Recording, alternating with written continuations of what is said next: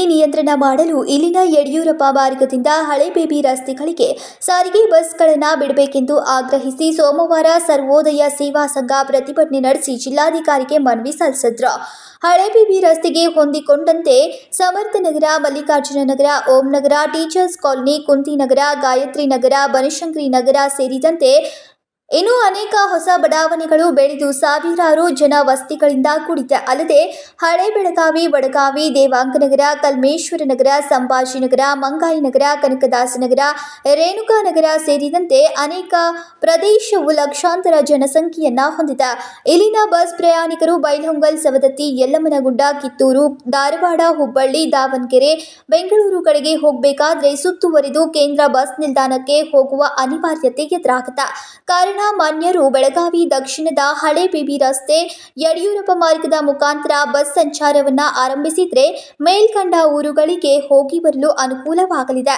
ಇದರಿಂದ ಸಮಯವು ಉಳಿತಾಯ ಆಗಲಿದೆ. ಸಂಚಾರ ದಟ್ಟಣೆಯ ಮಧ್ಯ ಬೆಳಗಾವಿ ದಕ್ಷಿಣ ಭಾಗದ ಪ್ರಯಾಣಿಕರು ಬಸ್ ನಿಲ್ದಾಣಕ್ಕೆ ಹೋಗಿ ಅಲ್ಲಿಂದ ಕಿಲ್ಲಾಕೆರೆಯ ಬೂಡಾ ಕಚೇರಿಯವರೆಗೆ ಸುತ್ತುವರಿದು ರಾಷ್ಟ್ರೀಯ ಹೆದ್ದಾರಿ ಮುಖಾಂತರ ಪ್ರಯಾಣಿಸಬೇಕಾಗಿದೆ. ಈ ಮಾರ್ಗದಿಂದ ಯಾರಿಗೂ ಲಾಭವಾಗುವುದಿಲ್ಲ. ಇದರಿಂದ ಬಸ್ ಪ್ರಯಾಣಿಕರಿಗೆ ಅನುಕೂಲಕ್ಕಿಂತ ಅನಾನುಕೂಲವೇ ಹೆಚ್ಚಾಗಿದೆ. ಬಸ್ ಪ್ರಯಾಣಿಕರ ಹಣದ ಜೊತೆಗೆ ಸಮಯ ವ್ಯರ್ಥವಾಗ್ತಾ ಇದೆ. ಈಗ ಕೆಲವೇ ದಿನಗಳಲ್ಲಿ ಬೆಳಗಾವಿಯಲ್ಲಿ ವಿಧಾನಮಂಡಲಗಳ ಅಧಿವೇಶನ ನಡೆಯುತ್ತಿದ್ದು, ಬೆಳಗಾವಿ ನಗರದ ಟ್ರಾಫಿಕ್ ಸಮಸ್ಯೆಯಿಂದಾಗಿ ಬಸ್ ಸಂಚಾರಕ್ಕೆ ಪ್ರಯಾಣಿಕರಿಗೆ ಇನ್ನೂ ಹೆಚ್ಚಿನ ತೊಂದರೆಯಾಗಲಿದೆ. ಜಿಲ್ಲಾಧಿಕಾರಿಗಳು ಬಸ್ ಪ್ರಯಾಣಿಕರಿಗೆ ಅನುಕೂಲವಾಗುವ ಹಾಗೂ ಬೆಳಗಾವಿ ನಗರದ ಜನದಟ್ಟಣೆ ಮತ್ತು ಟ್ರಾಫಿಕ್ ಕಿರಿಕಿರಿ ತಪ್ಪಿಸೋಕೆ ಬೈಲಹೊಂಗಲ, ಸವದತ್ತಿ, ಯಲ್ಲಮ್ಮನಗುಡ್ಡ, ಕಿತ್ತೂರು, ಧಾರವಾಡ, ಹುಬ್ಬಳ್ಳಿ, ದಾವಣಗೆರೆ, ಬೆಂಗಳೂರು ಕಡೆಯಿಂದ ಹೋಗಿ ಬರುವ ಎಲ್ಲ ಬಸ್ಗಳನ್ನು ಕಡ್ಡಾಯವಾಗಿ ಹಳೇಬೇಬಿ ರಸ್ತೆ ಯಡಿಯೂರಪ್ಪ ಮಾರ್ಗವಾಗಿ ಸಂಚರಿಸಲು ಕಾಯಂ ಸ್ವರೂಪವಾಗಿ ಆದೇಶ ನೀಡಿ ಬಸ್ ಪ್ರಯಾಣಿಕರಿಗೆ ನ್ಯಾಯ ಒದಗಿಸಿ ಕೊಡಬೇಕಾಗಿ ತಮ್ಮಲ್ಲಿ ಕಳಕಳಿಯ ವಿನಂತಿ. ಪಾಪ ಬಡವ್ರಿಗೆ ಯಾರು ಕೊಡೋಕ್ಕಾಗೋದಿಲ್ಲ. ಜನ ನಡ್ಕೋತ ಬರಬೇಕು. ಒಂದು ಇದರ ಅಲ್ಲೇ ಬಸ್ ಸ್ಟ್ಯಾಂಡ್ ಮಲ್ಕೊಳ್ತಾರೆ.